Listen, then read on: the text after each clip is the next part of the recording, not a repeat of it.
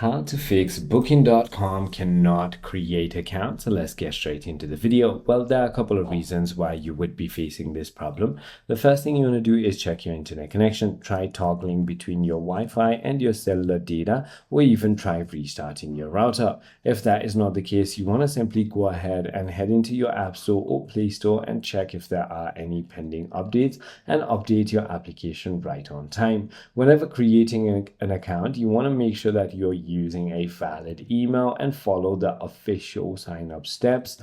If that is not the case, you want to try using a different email, or if you're using any kind of VPNs or ad blockers, make sure that you have disabled them. If none of it works and if nothing has helped you yet, you want to simply go ahead into go.booking.com/help or help.booking.com to go ahead and contact their support team. I hope this video clarifies everything for you. If you have further more queries, feel free to comment down below and I'll see you on the next one.